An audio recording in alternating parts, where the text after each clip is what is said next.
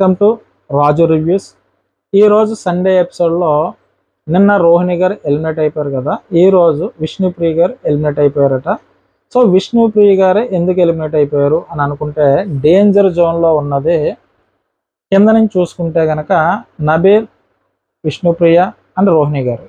So Rohini గారు eliminate అయిపోతారని చెప్పేసి ముందు నుంచి అందరూ అనుకున్నారు. ఎందుకంటే ఆవిడ నామినేషన్లో లేదు కాబట్టి, చాలా వెబ్సైట్లో ఎక్కువ రోహిణి గారి పేరే ఉంది కాబట్టి, అంటే ఎక్కువ ఓటింగ్ చూసుకున్న, అఫీషియల్ ఓటింగ్ చూసుకున్న లీస్ట్లో, అంటే అఫీషియల్ ఓటింగ్ మనకి ఎలాగో తెలియదు, మిగతా వేరే వెబ్సైట్ ఎక్కడ చూసుకున్నా రోహిణి గారే లీస్ట్ ప్లేస్లో ఉన్నారు కాబట్టి రోహిణి గారు ఎలిమినేట్ అయిపోయారు.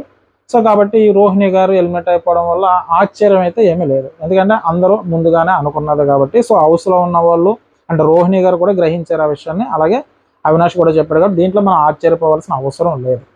కానీ ఉన్న 6 మెంబర్స్లో తర్వాత ఓటింగ్ పరిశీలిస్తే నబీలు, విష్ణుప్రియ గారు 12% ఓటింగ్తో ఉన్నారు. సో ఇక్కడ విష్ణుప్రియ గారు ఎలిమినేట్ అయితే బయటకు వెళ్ళిపోయారు. నబీలు టాప్ 5లో ఉండిపోయాడు అనమాట. అదే డబల్ ఎలిమినేషన్ అని చెప్పేసి ట్విస్ట్ ఇచ్చారు. ఇక్కడ విష్ణుప్రియ గారు వెళ్ళిపోయారు. అంటే ఓటింగ్ అంటే యాక్చువల్గా ఆవిడ ఫస్ట్ నుంచి గేమ్ ఆడుంటే కనుక పోవే పోరా షో చూశాను నేను చాలాసార్లు, ఆవిడ ఎంటర్టైన్మెంట్ వేలో సాగేది.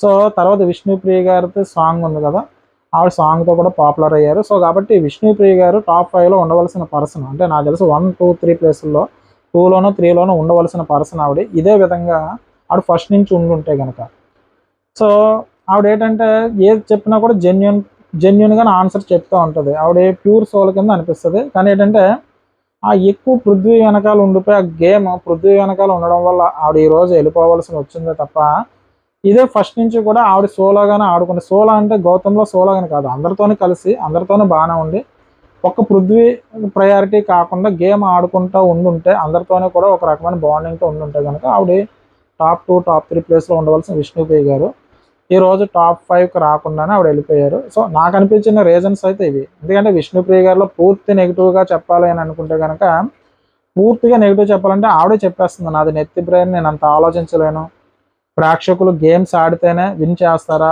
నేను మామూలుగా ఉన్నా కూడా విన్ చేయలేరా, ఈ రోజుల్లో గేమ్స్ ఎక్కువ, అంటే చాలా సీజన్లో గేమ్స్ ఎక్కువ, విన్ అయిన వాళ్ళే విన్నర్స్ అయ్యారా, అలా కొంచెం ఆవిడ mindset is different. So ఆవిడలో కొంచెం మైనస్ ఏమైనా అనిపించింది అంటే, ఎక్కువ పృథ్వీ వెనకాల ఉండి ఆవిడ గేమ్ ఇది అవ్వకపోవడం వల్ల అనిపించింది, నాకు అనిపించింది. సో లీస్ట్లో చూసుకుంటే నబీల్ అండ్ విష్ణుప్రియ గారు ఉన్నారు. సో మరి అఫీషియల్ ఓటింగ్ మరి విష్ణుప్రియ గారు తక్కువ పడినట్టుంది. కాబట్టి విష్ణుప్రియ గారు అయితే ఎలిమినేట్ అయిపోయారు. సో ఈరోజు సండే ఎపిసోడ్లో విష్ణుప్రియ గారు ఎలిమినేట్ అయిపోయిన సందర్భం అంటే అది వస్తుంది కాబట్టి, అది వచ్చిన తర్వాత దాని గురించి మనం మాట్లాడుకుందాం. నా రివ్యూ కనుక మీకు నచ్చినట్టయితే నా ఛానల్ సబ్స్క్రైబ్ చేయండి, ఓ లైక్ కొట్టండి.